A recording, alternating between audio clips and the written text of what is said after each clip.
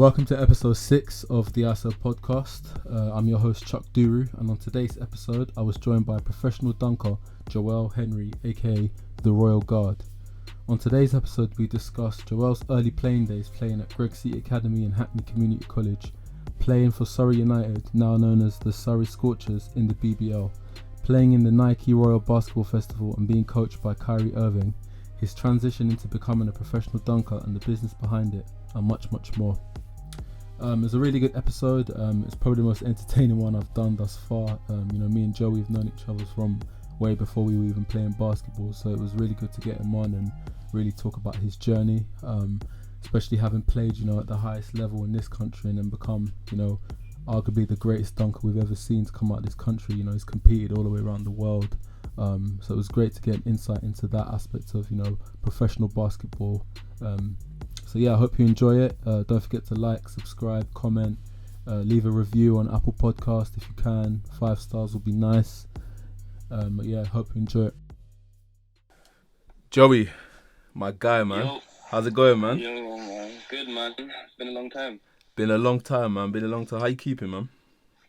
I'm good, man. Just, going through this whole COVID-19 thing. Yeah, nah, for real.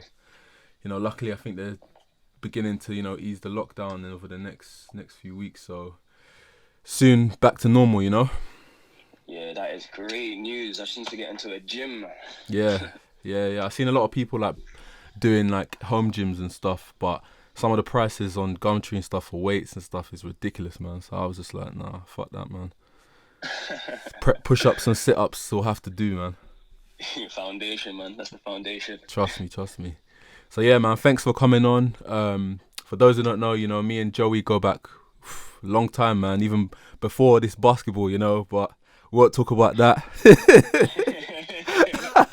Yeah, let's leave that let's leave that for another time. But yeah, thanks for coming on again. But yeah, I feel like I've been a part of your journey, we played together at Hackney, all day Cuzzy and that, you know what I mean? Oh my gosh, the memories are just flooding back in now, man. That's what I'm saying, man. Yeah. Well, it seems like a long time ago, man. But obviously the Hackney days, I think you and I both agree, that was pivotal moments in both of our careers. You know what I mean? Yeah, 100%. But yeah, let's start at the beginning. And so, how did you get into basketball? Well, actually, just first time. Well, yeah, I got into basketball when I was 15. Probably is when I changed school. So what happened was my school that I went to got shut down. So I changed to Surrey Academy. And, at the time, Surrey Academy was the best school for basketball. Literally, there was those times, they was winning everything, winning teams. And they had such a big following. Each game, the crowds was absolutely packed. And it kind of just sparked my Space Jam fantasy. And I literally just from there just took it on and then started to train really with the team. We had the best point guard in the country from those times, Helio Sampaio. Shout out Helio, man. Yeah, legend. Yeah, man, you got legends right here, man. They need to know about these legends, people, man. Yo. Andre Taylor, these guys, played on England teams. And, Kane Reed, played with Devin Van Newstrom. These are the people that I was able to start basketball with. These guys were, competitors just like me at heart. And it just led me on to just become a beast, man. I remember, playing against Greg City at school level. And, Greg City were always... They were known for, having, the tough, the London school, you know what I mean? And everyone always rated them because, obviously, you know what I mean? They were nice, like you said, man. One of the best schools in the country, year on year. And I think you were part of that golden generation, you know what I mean? Like you said, with Helio, Kane, Andre, Luke, Iliandro later on. A lot of ballers, man. And, but yeah. It was good, man, because obviously we had, another legend, Andrew Bailey, as a coach. So if anyone knows about Andrew Bailey, man, you got to do your research, man. That guy was a legend in this country. Nah, for real, man, for real. And it's crazy now. When you look at the landscape of schools basketball, it's completely different now. You've got, it's all academies now. You've got Myers Cole, Barking, all these academies, and like back then it was literally like regular schools like Greg City were just, you know what I mean, producing mad teams, and like the school, I feel like the school's competition was a bit more authentic. Like now it's a bit more, you know, you recruit from God knows where in the country and all that crap, but it's like Greg City, all the players were from like, you know, Hornsey, Wood Green, that sort of area, and everybody just so happened to went to that school. You know what I mean? And I think that's kind of contributed to why there was more of a culture there. Do you see what I'm saying? No, 100%. I agree with you, man.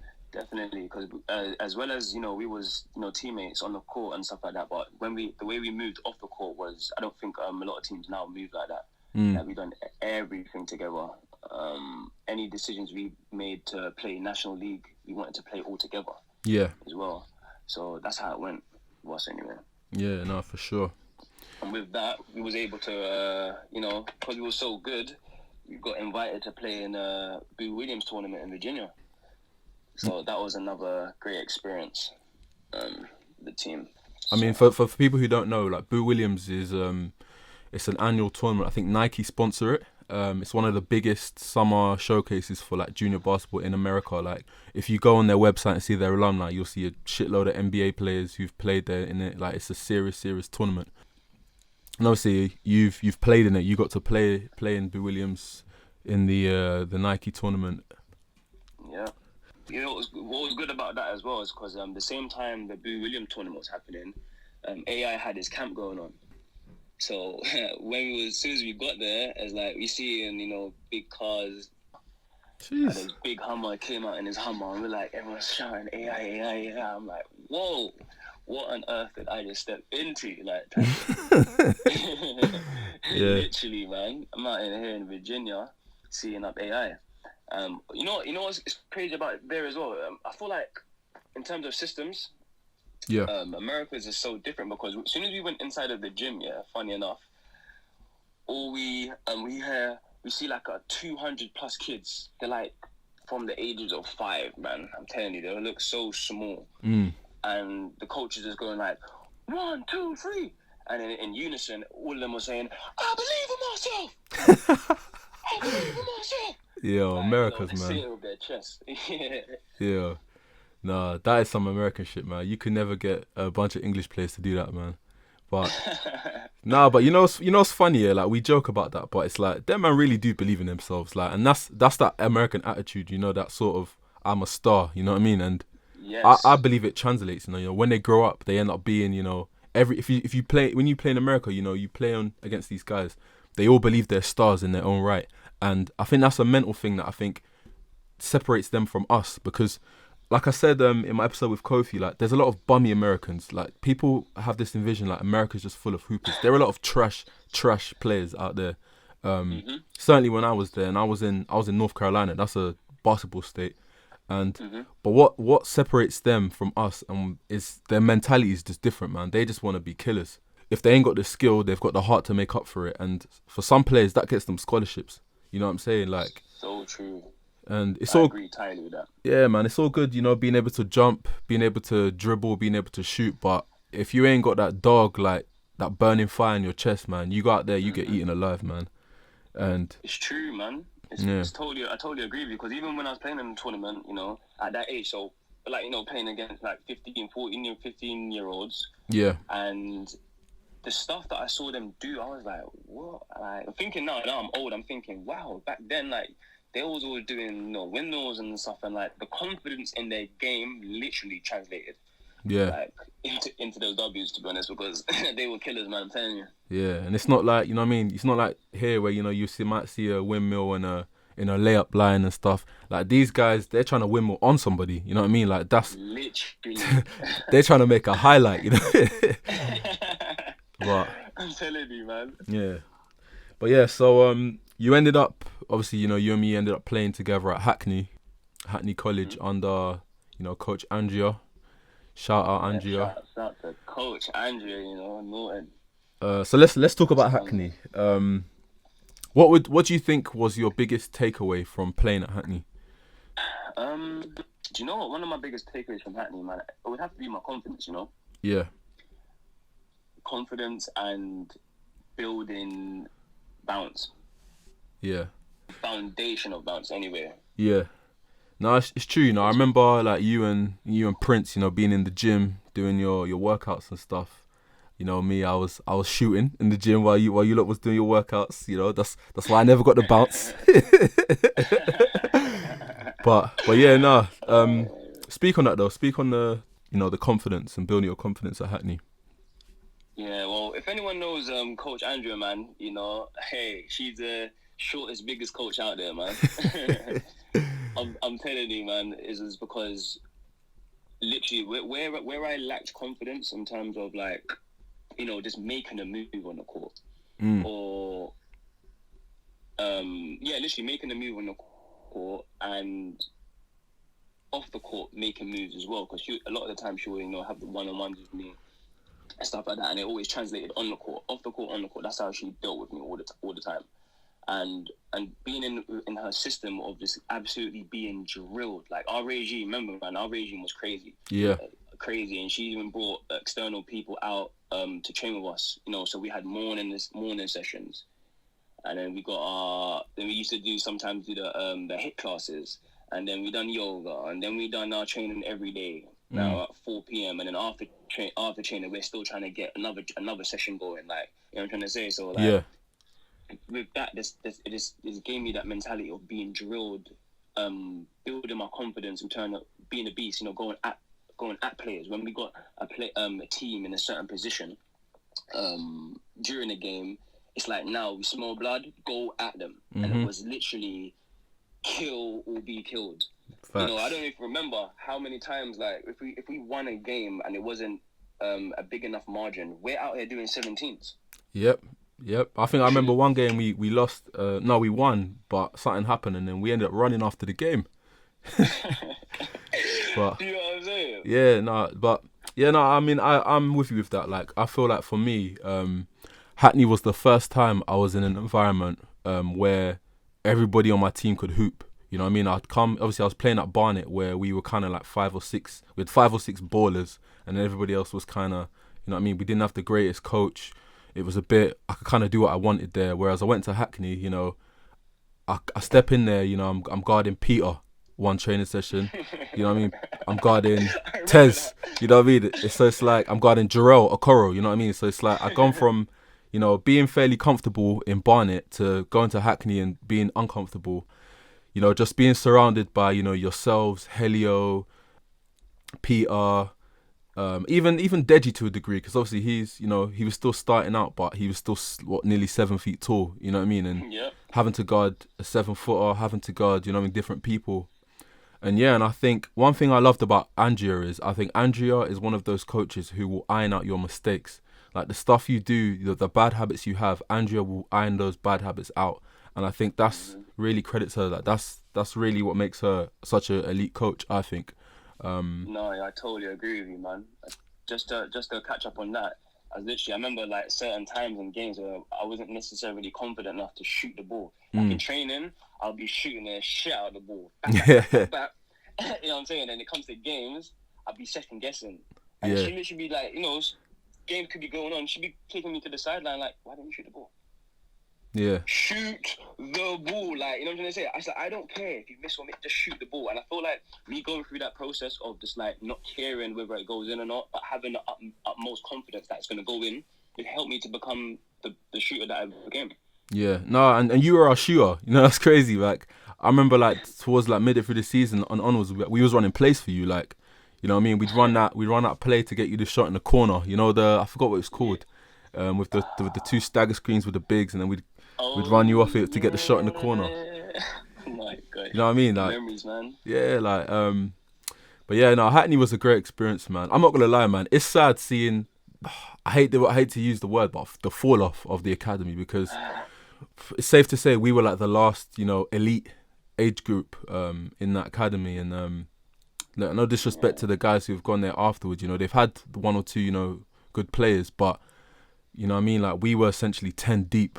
You know what I mean? The teams before us were winning national titles every year. Like, to put it in context for people, like, we played Barking Abbey at home and smashed them by 30 points that year. Like, literally, man. I remember smacking the shit out of Barking Abbey, and You know what I mean? Like, shout out to, you know, Simeon and all them man that were there at the time, but we beat the shit out of you lot, man.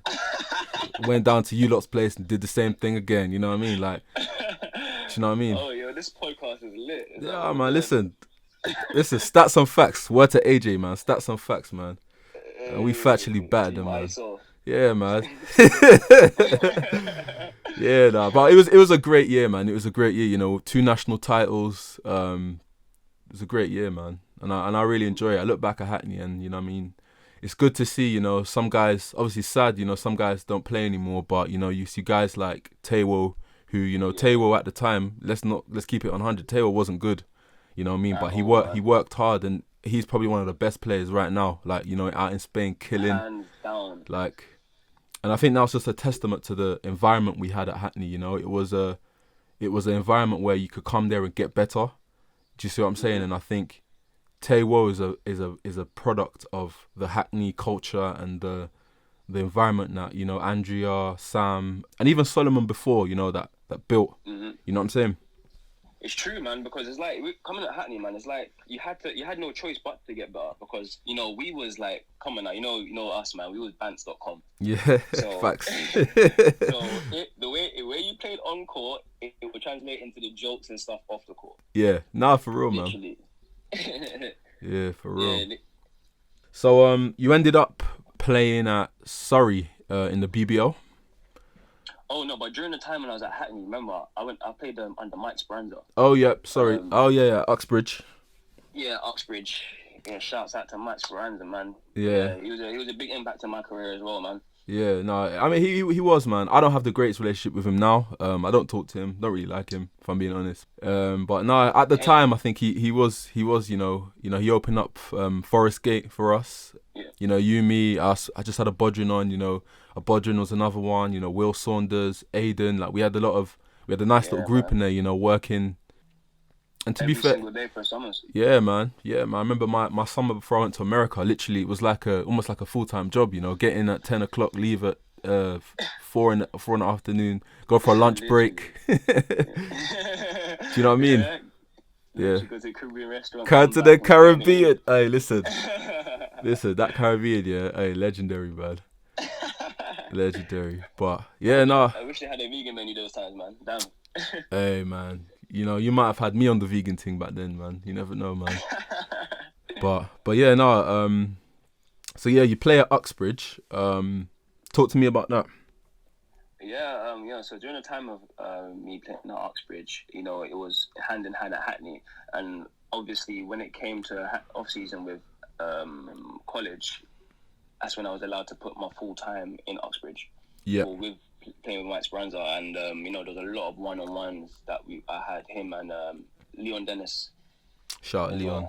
Shout out to Leon Dennis, man. And because obviously their social group was like, you know, Mike Speranza, Leon Dennis, and, you know, Peter. I mean, Pete Depishow. Yep. You know, so, you know, just being around those people, man, and having conversations, you know, every day with them, you know how to be killers, and you know what it took for them to get where they got to, especially Pete, man. Pete, everyone knows Pistol Pete, man. Hey, listen, light it from anywhere. Anywhere. Yeah. Yeah, man. So literally, you know, and it's literally just being a lone shot. I feel like that's what Mike kind of told me. Just like stop listening to who's the best point guard, who's the best two guard, and stuff like that, and just battle and go head to head with these guys, because that's how you're going to get better. Not shying away, not going to play, you know, the second man and stuff like that. Go at the best player on the team. Yeah. And that's just something that he told me each and every single day. Yeah. And he made me believe in myself a lot of the time. You know, like you're good enough to do it. You're good enough to go at him, play D, lock him down. You know what I'm trying to say? And obviously, I don't know if you remember, but his defense was 94-50, which is the dimensions of the court. Yep. End to end. So you could only imagine the training regime that we had, because, you know, to play end to end in games, you've got to have a certain type of stamina, man. No, it's true, man. It's true. And yeah, I agree, man. I agree. I think that's that American mentality, you know. Obviously, Mike's, you know, I think he's from Boston. Oh all yeah, that Mike's side. in Boston. Yeah. Yeah, so that's that American mentality of being a killer. Yeah. Yeah, Yeah, literally, and obviously he's giving me a lot of insights of how America is and what's around and stuff like that. And before you know it, actually, I feel I got my first between the legs that summer being with him. yeah. At Literally, Uxbridge College, I think I was there. no, is that Forest Gate? Oh, Forest Gate. Oh, okay. So K captures, K therapy was K captures. She got that on YouTube somewhere. Yo, swear down. Yeah, man. My first ever East Bay, man. I Yeah, remember that day we was doing 2 lines with like medicine balls and stuff like that. yeah. Doing drills and that, and then he was just like, looked at me and was like, "Bro, go through the legs, man." Like, damn. Come on, Joey, just put it through your legs, man. Yeah, I'm just saying.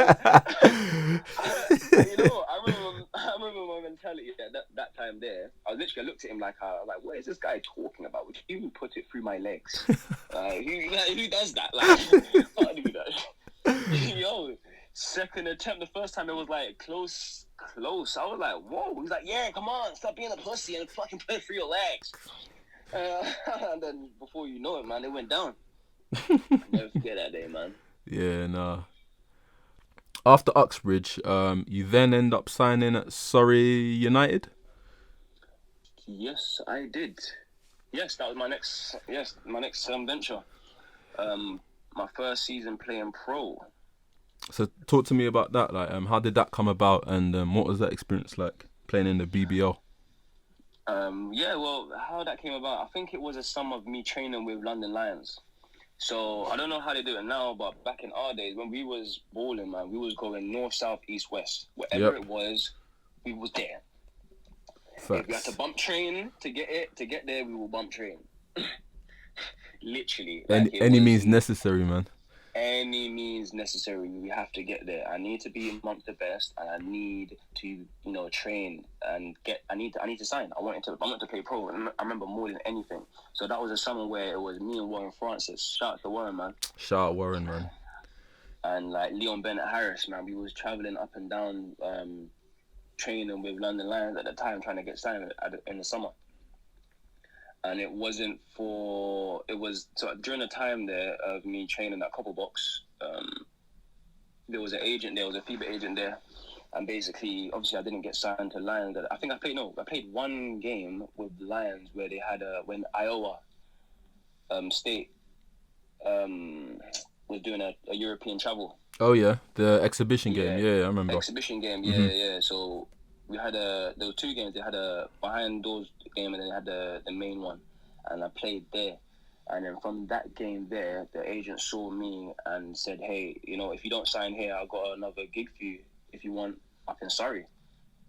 So I was like, "Hey, hold man, I'm all for it." Went over to I think their training session at the time was at Harefield with wow, I forgot the coach's name right now. Oh, Jack. Majeski. Jack Majeski. Yeah. Yeah, that madman, man. Jack, man. Shouts out to Jack though, man, because with his brutal, weird behavior, it definitely did make me the man I am today, man, and helped me, made me become ruthless, on the court. But yeah, so I went down there anyway, and done well, and then ended up signing with him. Sorry, and so I was up there at Surrey with LVC Dusha, Corey Callum, and a couple other names that play ball, and that first season, man, that was a lot, man.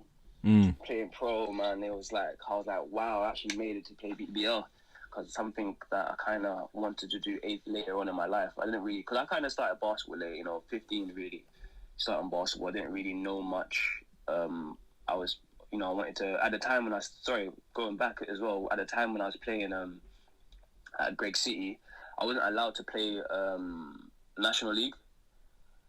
So how comes? Was that a rule by Bailey, or was that a personal thing? Nah, man. I was a little bit of a bad boy, man. So I had a little curfew that I had, to be honest. Oh, yeah. Yeah, so I had to be at home at a certain time. So I wasn't able to train, play with them, but I was able to train with them. So I was training with White Heat the whole time. Yep. So I knew, Richard Ferguson and the homie, man, Ben Smart, man. Ben's smart, man. I remember going to one of his training sessions, and it was a good session, but he doesn't let you drink water. Yo, I remember who took me. I think it was Waka. Waka took me to a session, and then I think Ryan Martin was there. This is like summer Yeah, man. session. Ryan, Yeah, Illy, Ryan, you might have been there as Cherry. well. I think you were there as well. Yeah, yeah. Um, all you lot, and then we're going hard, and I'm thinking like, coach, can I get some water? He's like, what? He's like, no. I was like, you drink at the end of the session. I'm thinking, really? But yeah, no, I'll never forget that training session, man. That was tough, man. And Yeah, man. The whole training session was crazy, man. I remember yeah, like water, you know. He's yeah, like, if I remember, he's like, yo, if everyone, let me make an announcement. Everyone, come here now. Everyone's running in. If you want water, lick your lips. Literally. yo, it was Man, that out real, here. man. No, it was that That's real, how Ben man. is, man. Yo, that was sick. Learn to do without. Yeah, That was his motto.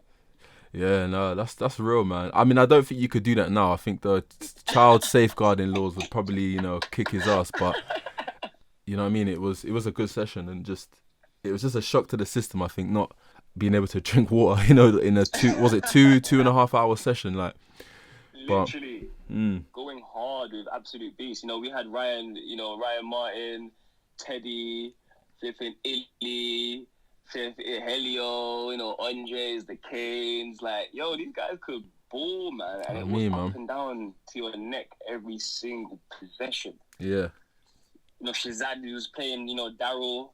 We were playing with the olders as well. Yep. Daryl Bethune. What's it?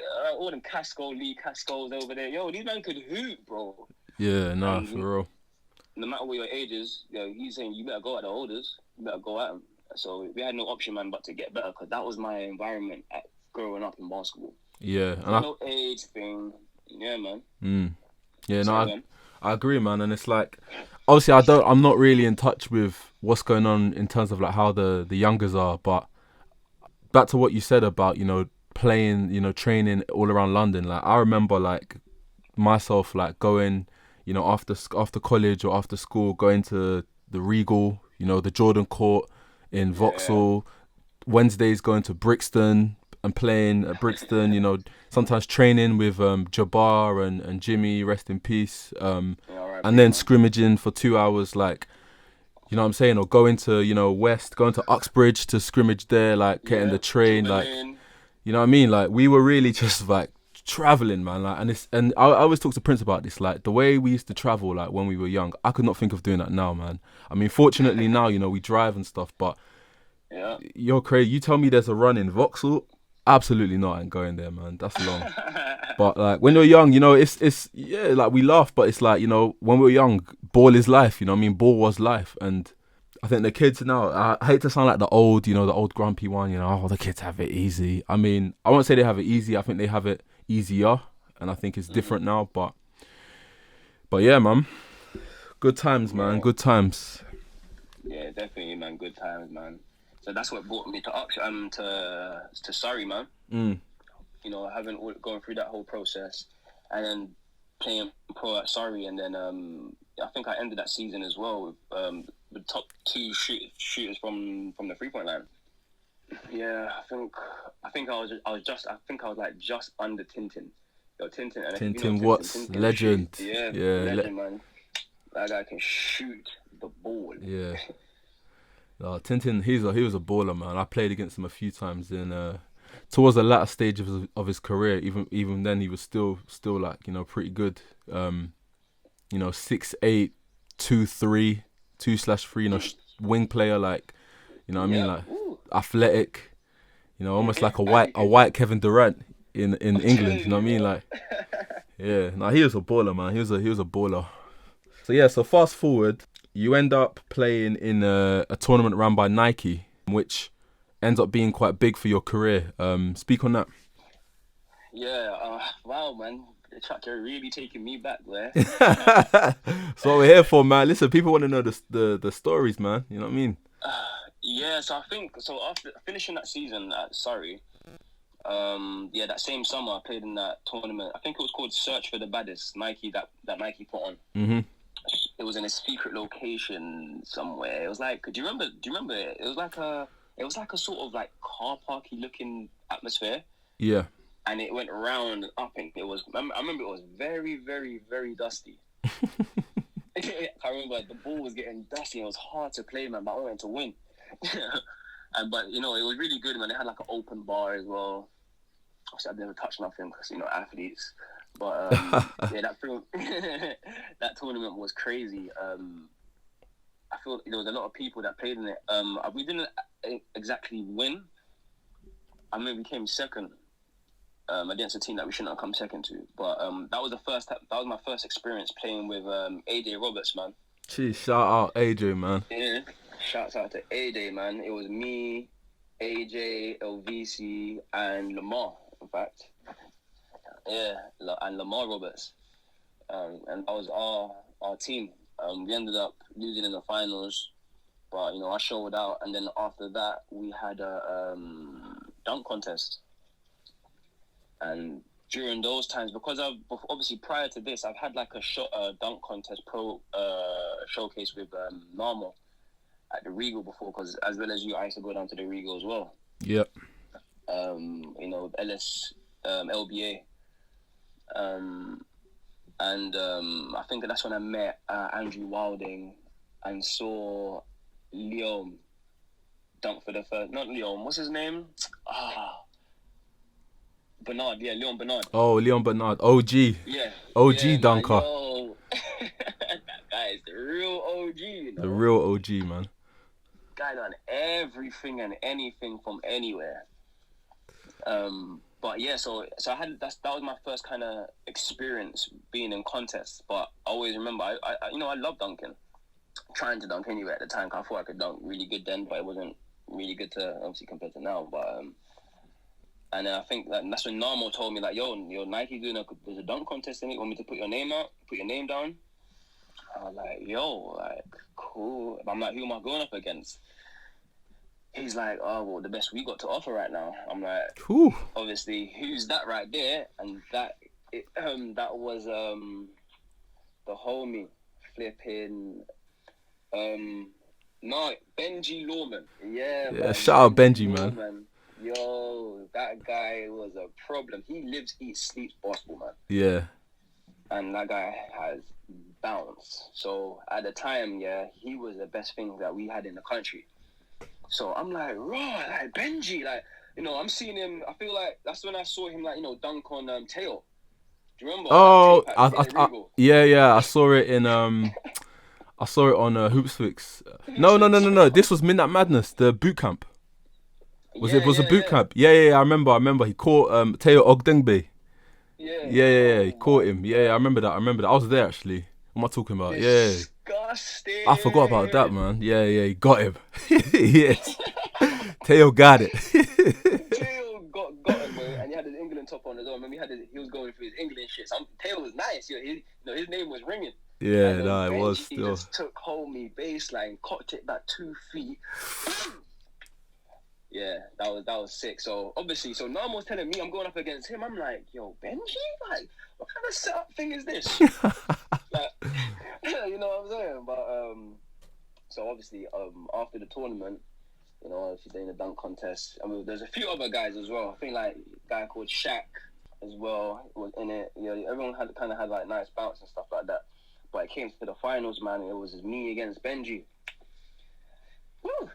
That was. I can remember just talking about it now, man. Just puts me back into that feeling of, just the rush and like, yo, I'm actually in the finals right now. Benji, there's actually a possibility right now I actually could beat him. I'm like, yo, this is crazy. Like, we got Nikes everywhere. It was branded out. Hoopsfix has gone on deck. Had the big cameras there. I'm like, yeah, this is something I'm not really used to. Hey, and you love the spotlight, man.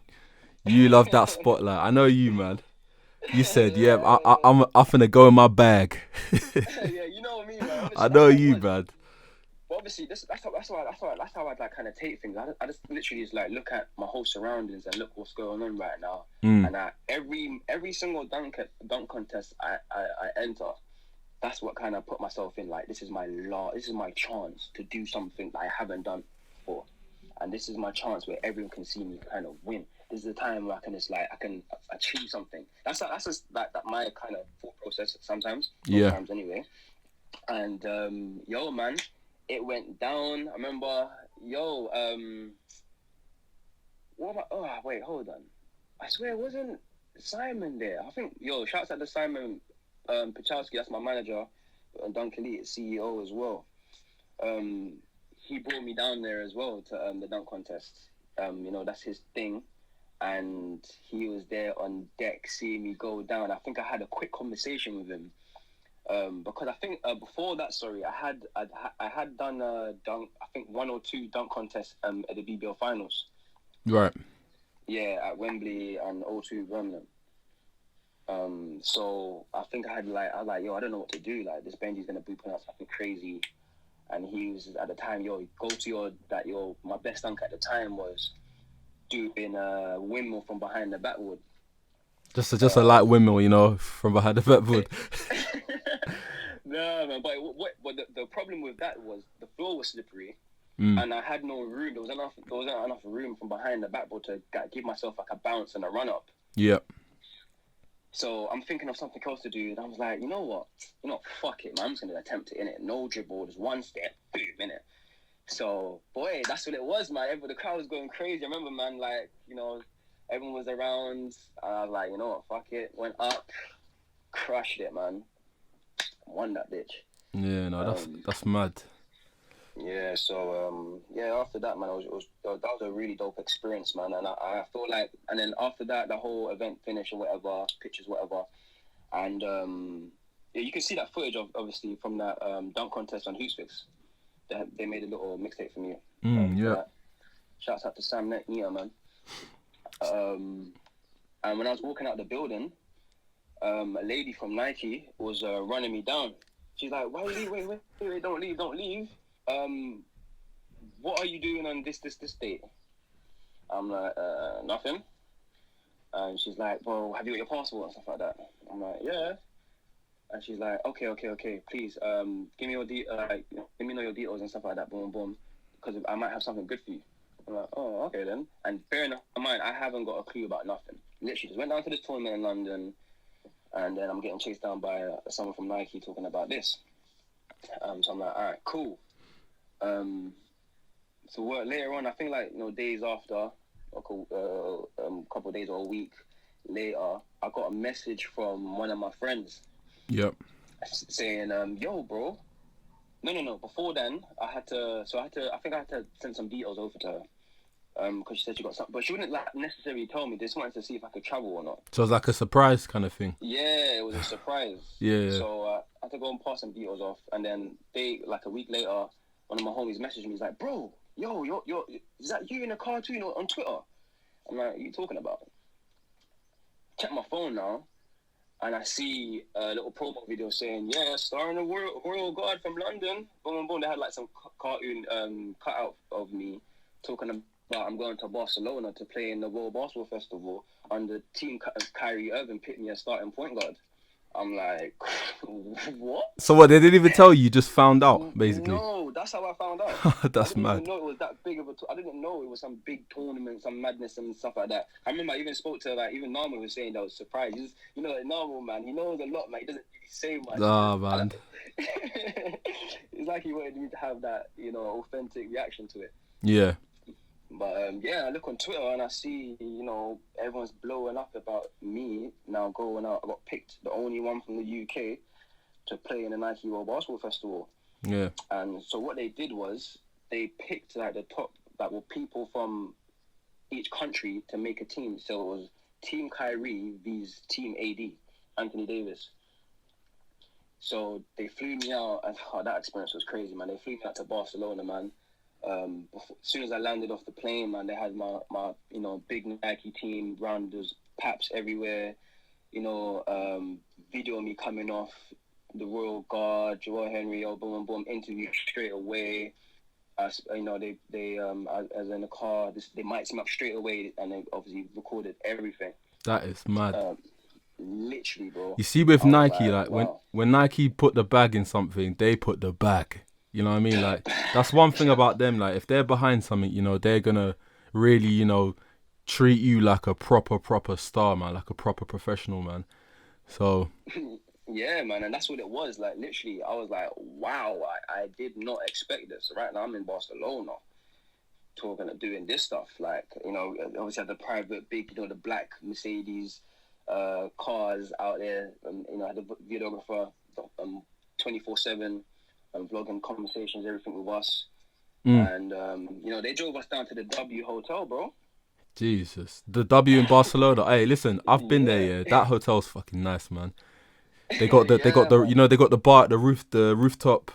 Rooftop. Yo, that hotel's nice, man. Pool in the back, the private beach right there. This can go out to the private beach, nude beach. In school. Hey. It was epic though, cause so everyone else so we had like people like my homie like Brian Butler from Germany. So we're training in Barcelona stadium right now. I'm like, wow, this is crazy. You got Kyrie, you got AD around, and that was the same time where, so USA, the whole team was out there. So KD, everyone was out there. Steph Curry, everyone was out there. So we got to see them all day long, and then obviously I had the big games in Barcelona just by the coast. Yo, I was starting point guard, man. Like Kyrie's writing up plays with me and all that shit. That's another experience. What was Kyrie like as a coach? Like, what was he like to play for? It was fun, man. That's one of the first thing, man. He was fun, man. Really, really fun. Like, he obviously wanted to win. Like, bare jokes. I got bet with my homie AD. We ain't losing. Type of thing. He's like, yo, we ain't losing. Obviously, when we're training and playing around and stuff, you realize who's the killers and who's gonna put the ball in. And he's like, yeah, man, I picked you for a reason, man. Giving me those kind of talks. Yeah. So when it came to crunch time, because we was down, like, if you look at the footage, as though we was down at a certain point. Is this in the final? Yeah. So this is one big exhibition game. Right. Against Team AD. Sorry. I see. I got it. Yeah. So one big exhibition game. Team Kyrie vs Team KD, where it was packed. We had Common, was there watching us. What's his name? Fucking legend. Charles Barkley was there. What I'm gonna say? Like, it was dumb. The whole of USA team was there as well, watching. Normal, Midnight Madness, Matthew Bryan, everyone was down there, man, because they had a game as well. Justin Robinson. So they had. I think they played against Team USA. Right. That's like the street team. Right. So everyone was out there. And then came crunch time, Kyrie's writing up plays for me, man. And it was literally just goal time. And we ended up winning, man. So basically we was down like a couple seconds, and it was an inbound play. Kyrie made up a play, so I got a mismatch. I'm there. And obviously, the rest is history, man. Like, we won the game anyway, man. And my homie Jordan, doing the tip to the Jordan Lowry, and we won the game, man, and that was it. Yeah. Really, and we had a big party. We had models everywhere. Hey. Barcelona football team. A couple of them were staying in the hotel as well, so they was there, and they was there too. And it was like, it was epic, man. Oh, that sounds sick, man. Like, I remember you telling me about it when you came back, man. Like, it sounds sick, man. It sounds so sick. But yeah, let's talk about your career then, as the transition you made into becoming essentially a professional dunker. At what moment do you feel like being a dunker was going to be your career? Like, I think so. After that summer finished, I went to go. I think I tried to I was rubbing shoulders with certain couple other teams in the BBL I wanted to play, but it just didn't sit well with me. Like, the money and the time did not sit well with me. So, and at the time, I had a relationship with Duncan Lee, and he was just like, maybe got an avenue where we can do this and do that. Really, just keep trying and stuff like that. So that's when, obviously, when I was in school, I used to watch Golden Child, Kevin Kemp, and all the Team Flight Brothers and stuff like that. So I kind of knew what dunking was, but I didn't know this is something that I could necessarily do. But he's just telling me you can do this, you can do that. And a couple of conversations that I had with Narmo, because Narmo worked, they both, Simon and Narmo worked with each other before I was even about. So he was kind of telling me like, yo, like dunk elite thing is it's a good look type of thing. You never know what could come with it. He had a vision. And I was like, cool. So I kind of like working on some of my stuff, but I didn't know how to work. I was just like doing a contest. So every BBO finals, whether it's playoff finals, league finals, I would be involved in it. And that's all I knew in terms of doing dunk contests. Yeah. And then it wasn't and then because I was like kind of just doing them, I was like, and then I was kind of getting recognition like, oh yeah, like that, you know, you dunking, you know, representing our country, because basically in the BBL finals, what will happen was Simon will bring like one person from Dunkley or couple people who's from like Ukraine, Smooth or Lipet from Poland. You know, these guys were absolutely annihilating the game. Then because there was no more Team Flight Brothers, we didn't see none of that. There's only like Guy. The previous wasn't actually a team, so those guys had the game in the chokehold. So obviously, like, I'll be in the contest representing GB. I'm like, wow, this is dope. I always wonder how far this can kind of go. And it wasn't until I had my first overseas contest in Oslo. I had that and I won it. And obviously, one of the sponsors were K1X. So it was K1X, and I came back, told Simon obviously I won and stuff. He was like, "Oh, this is dope." So he kind of just invested more time into me. I was training and doing photo shoots and whatever, and then I just had more contests. I would get like a message from like a company, is in Romania or someone would tell me about it, and I would just end up going. I just found myself having a somewhat of just doing dunk contests. I was like, rah. So let's talk about like your journey then. You know, just for the listeners, like name some of the places this dunking career has taken you, and some of the highlights. Wow, you know, it's taken me from places from like Doha. You know, I've been to Doha. I've been India. You know, Switzerland. I've been so many places, man. Romania. All over France. Yeah, man. Like, the list goes on. I've been quite a few places. Croatia. You know, I've been in a lot of places with dunking, man. So a couple of these places, because I'm a professional dunker now. So when it comes to FIBA 3x3, I'll be participating in the dunk finals. So if you follow FIBA 3x3, you see the locations that they go to. Those are the places I've kind of just been to. Yeah. And Doha and Qatar was one of the places that I went with to dunk in their contest. And you know, obviously, again, it's a big Nike sponsored tournament. Yeah. That's obviously now in the Olympics, thank God. Yeah, man, it's the same experience, man, like what I kind of had with Search for the Baddest. Yeah. It's utmost, you know, the hospitality is up there, you know, making sure the conditions is perfect for, you know, dunking and stuff like that. You know, a lot of fame, you know, a lot of pictures, you know, a lot of people know your name and stuff like that, man. No, that's sick. Like, in terms of the business side of it, then how does it work? Because obviously you go out and do competitions. Do you get paid a fee, or is it just based on where you finish? Like, how does it work? No, so what it is, you would pay a fee, like a parent's fees. Right. And then wherever you place is how much more you would get. Ah, I see. And then on top of that, they'll cover like all your expenses and stuff. Yeah, and obviously flight expenses, all of that is all covered. Food, everything covered.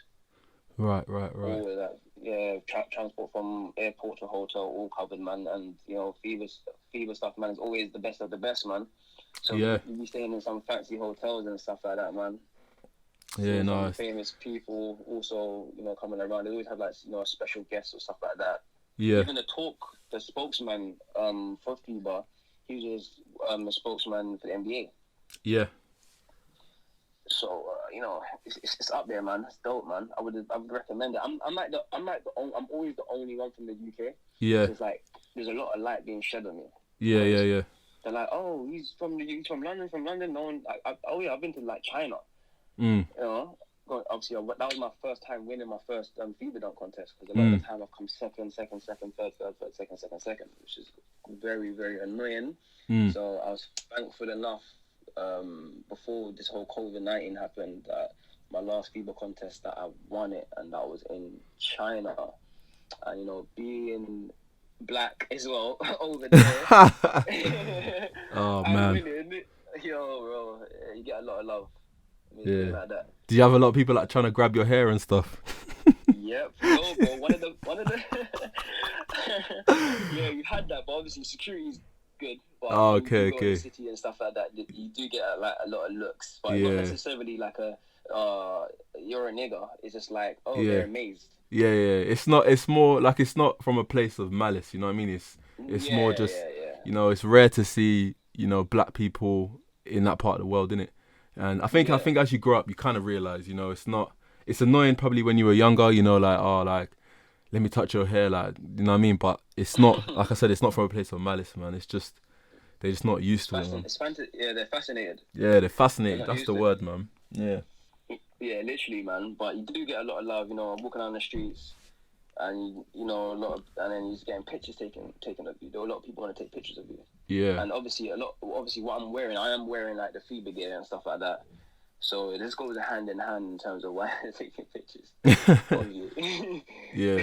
No, but you're a star there, man. Like, you know, it's no different to any other, like, you know, star going out there and, you know what I mean, performing, and people obviously who are, and, you know, China's basketball culture is massive. It's probably second to America. You know what I mean? So it's no surprise, to be honest. Yeah, even like one of the guys I went up against, yo, he had like fake dread extensions in his hair, bro. I have never seen this shit in my life. Homie had fake extension dreads. Nah, that's like new. Julio. Yeah. No, they love black culture there though, man. Like, I remember at uni, like, there was a lot of like Chinese people at my university, and they had their own like breakdancing club, you know, they had their own basketball league, like they love the Jordans, like they really do have an infatuation with black culture out there, and I think it's great because, you know, one thing with the Chinese is they're big spenders, you know what I mean? They're big money spenders, man. And but yeah, man, just to touch on, so in terms of like your regime and your training, you know, obviously you and me know each other, and we've spoken about, you know, your switch to go plant-based. Speak on that, and how do you feel like it's impacted your performance? Well, yeah, I think I turned vegan like 5 years ago. And what kind of made me want to make the transition was just, you know, just thinking outside of the box, because I'm a person that don't necessarily want to be in the system as such. I don't want to be another statistic. I want to be the guy that can jot down and look at the statistics, and, you know, I'm trying to say I don't really want to go with the crowd. I want to make my own lane. Yeah. And me just thinking nutritionally, like, why do we? I always ask questions like, why do we eat this? Why do we do that? And it's like, when I find out, doing research, finding out we don't necessarily have to eat meat, and understanding the reasons why we actually eat meat, it was just a thing where, like, yeah, I'm just going to stop that then, because that's detrimental to my health, and I want to have a career for the long run, you know, just understanding, you know what's crazy though? When I went to the Boo Williams tournament, something always stuck with me. What was that? We was having breakfast at the hotel. There was like one army guy was there. And he was like, we was having like cereal and stuff like that, just going in with like Lucky Charms and stuff like that, because, you know, we see this in the movies, and finally we get to eat this. Yeah. So we're going in, and obviously he knew that we're about to be playing in the Boo Williams tournament. So he's like to us like, yo, what are you guys doing? He's like, yo, we're just having breakfast. He's like, yo, you're having all that milk? Good luck. I'm like, what? I'm like, what's this guy talking about, type of thing, innit? Yeah. Like, he's like, that shit is gonna weigh down on you. I'm thinking, okay, I don't know nothing about what you're talking about. I'm having this anyway. But understanding now the effects that dairy has on the body, and how long it actually stays in our body, and, you know, how much intestines a cow has, and how much intestines that human have, is like, it doesn't really add up. So You know, I was a bit of a nerd, and it's like indulged into the whole nutrition and why and who was, and a lot of history as well. So with that anyway, it's made me a lot more lighter. So I don't have excess stuff that's weighing me down. Right. And I'm able to take in my nutrition and utilize it to its full potential. Right. And it helps me a lot with my moods as well. Like, you know the saying, like, you are what you eat, man. It's not just that white and black, man. When you're eating, I believe when you're an animal's living a certain lifestyle, and then I'm then taking that toxic food, like meat, dead meat, like it's flesh in it. It's just different. I just think of it like flesh and not meat. Yeah. And then I'm taking that food in my system, and then my body's going overboard to try and digest this food, to try and get the thing that I need, which is protein. If we're talking about meat, I'm like, why am I going to go and eat the cow or stuff like that? That's eating grass to go and get the protein, when I can just go straight to the plant to get the full protein without all of that, the sickness that comes with it. Yeah, so essentially like cutting out the middleman. Yeah, definitely, yeah. Go straight to the plug. Straight to the plug, man. Yeah. You know what I'm saying? Some Frank Lucas stuff. So, yeah, man, that's what it does, man. And it's made me become lighter. So I'm able to, like, be strong and have less weight, excess weight with me. So, in turn, I can jump higher and have less stress on my joints. Right. So that's what I meant. Oh, that's sick, man. You've taught me something, man. Like, I think I'm gonna, go for the next few months, at least experiment with, cutting down the dairy. My sister actually, she's been pescatarian. She's noticed a lot of difference in her like body and stuff, and as well. And I'm always eager to, understand people's experiences when they change their diets and stuff like that. So that's mad interesting, man. Surprised what you find. No, it's true, man. It's true. Even with history as well, man. Us as black people as well, man. Yeah. That's a hot topic of discussion right now. Black people and our diets, man. It's been seen a lot on the timeline. With the high rates of COVID-19 deaths in our community. They said on BBC News it's like 4 times more likely to die of COVID if you're black. And I agree. I think it's attributed a lot to our diets. We've got. You're Caribbean, I'm Nigerian, and in our food, we're guilty of having a lot of salt, a lot of, meat traditionally, and stuff like that. I think I'm kind of fortunate, my mum's diabetic, so she's always sort of taught us how to cook healthily and like not use sugar and too much salt and stuff like that. So I've kind of been in a fortunate position, but it's like, when you go out to eat, Caribbean food or African food from a third party, you don't essentially have that luxury, it's usually drenched in oil, salt and sugar and even our seasonings, like, you know what I mean? Yeah, very true. Of course, you can survive and have a good life when you're eating meat and doing certain things that you do, but as you said, man, it's all about a balance. Exactly. All about that, man. Like, you're taking all of that now. How are you getting rid? How are you cleansing? Yeah. You recently, you've done a ad campaign with Boohoo Man. Yep. And you've collaborated with a few brands, over the years. One of the things I spoke about with one of my other guests, Temi Fagbenle, was about personal brand, and we spoke about how athletes can use basketball players can use their position as pros and to reach out to brands and expand on their personal brand and sort of create that connection between their fans through brands and through things like platforms like this where people can really get to know the real them and sort of become invested in them as a person. And I think you're a great case study for that. You've collaborated with brands over the years. You've got your YouTube with your girlfriend where you guys put up content quite regularly. Yeah, man. Hey, yo, guys, if you haven't heard of us, type in SJ's The Royal Couple, man. The Royal Couple. YouTube. Yeah, nah, we plugging that, man. We plugging that. But yeah, just speak on that, and your experience with working with brands and stuff. You know what? One thing that I find that it's funny that like in terms of us basketballers, how many UK basketballers do you know that do ad campaigns and stuff like that? Not many, and I think that's a problem. Yeah, that's what I'm saying. It is a problem, and it's funny because me, over the years of me traveling around the world, I've realized that one, London swag is a lot different to every single thing of the world and anything else in the world. Yep. 2, being a UK basketballer is another swag. Exactly. That's necessarily not exposed as well as it should be. No. So when I'm going to these brands and I'm doing collabs and stuff like that, I'm always bringing something different. Mm-hmm. And yeah, something different. So I feel like all these basketballers need to be going through and exploring that and what their niche is and what they can bring to the table, because us UK basketballers, man, we do. Yep. And brands are always looking for new faces and stuff like that. And just know that you're a new face, man. And there's an avenue for you. There's an angle for you to make money through this.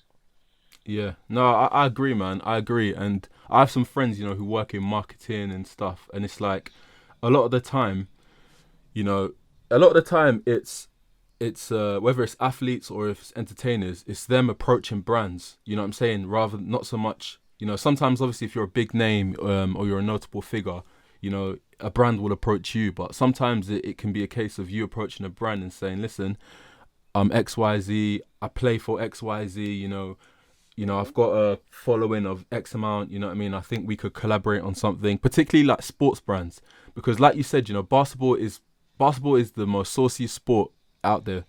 Thank you very much. It might not be the big money sport that football is, but in terms of like, driving like its impact in like pop culture, Jordan's one of the most successful shoe brands in the world. You know what I mean? Everybody wears Nike, Adidas, you know what I mean? And like, you see the impact basketball has on fashion and, and all the shoes that, not just, the sports shoes, but also like, the big designer shoes that are influenced by, the Jordan or the Converse or whatever. And these are all basketball shoes, you know what I mean? At the end of the day. Yeah. So that in itself, it's an opportunity, for, because one of the things I think with British basketball is, I think British basketball lacks personality. I think it's very bland. If British basketball was a dish, it would be, mashed potato with salt and pepper. You see what I'm saying? No, but it's true. It's like, and there's so many dope people in the scene. You know what I mean? There's so many dope.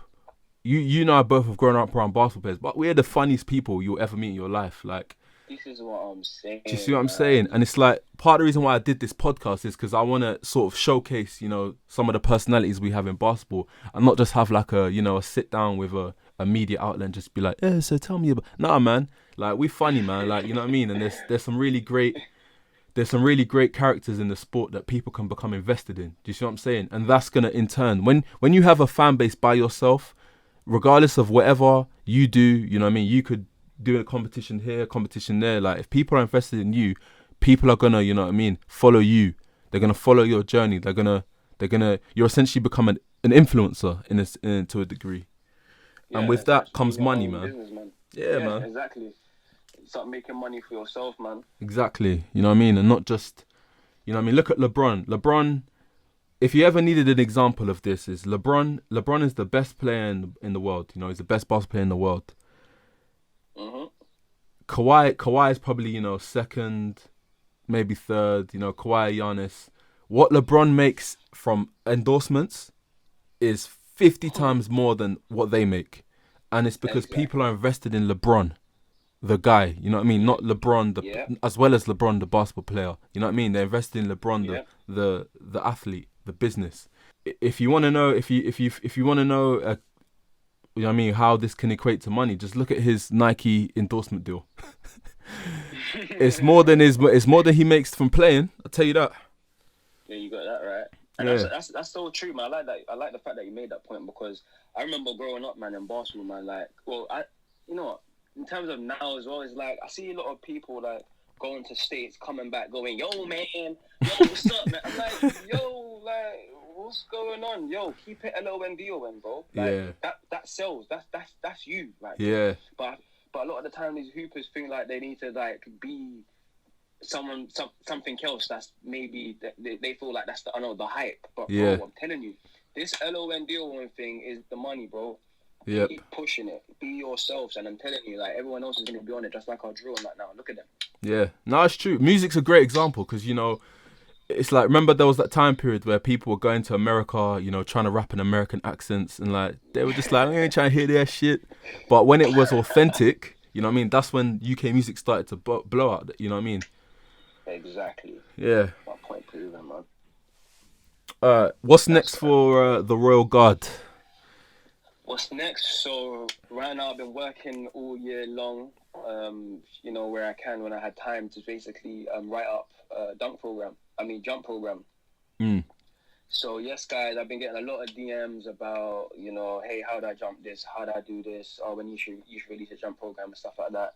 Yes, I'm on the verge of making it. It's just this COVID-19 has slowed everything down because I need to get some footage down. I'm not able to get it through this, you know, time period. But when this thing is over, I will be releasing my jump program soon enough.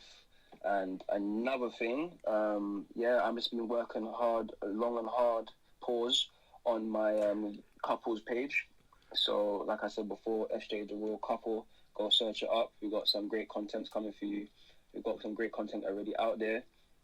And there's more brand deals, man. We've got a lot more collabs and stuff that are happening. That's in the pipelines out there, man. And obviously, when this thing's over, I'll be hitting up a lot more contests. And on with that as well, we got me and LVC Dusha, we've linked up, and we're going to be putting on our own camp, skills camp, where it's going to be me giving you, you know, one-on-one of how to jump and get bounce, and, you know, what it takes to do the career that I do. And also, we've got a lot of, you know, celebrity games coming up, man. Obviously, this is all when this thing's over, but there's a lot of things in the pipelines. You know, we've got celebrity games, we've got camps, we've got a coach coming, strength and conditioning coach, skills coach. What's his name? Phil Handy. Yep. He's coming down. I'm also one of the coaches in that camp. I'll be doing the explosive trainers with you guys if ever comes to the camp out there. So if you haven't signed up, go sign up, because that's a thing that's going to be epic. Yeah, man. That's sick, man. That's sick. Sounds like you got a busy next few months, man. Yeah, I'm telling you, man. It's going to be busy, man. Hopefully this thing just eases up so we can get cracking at full speed.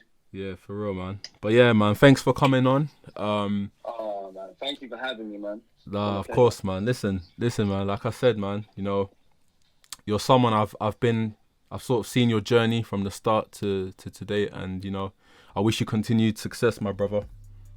Thank you, man. Go follow me. Don't follow me before. I am the Royal Guard. Appreciate you guys. Cheers, man.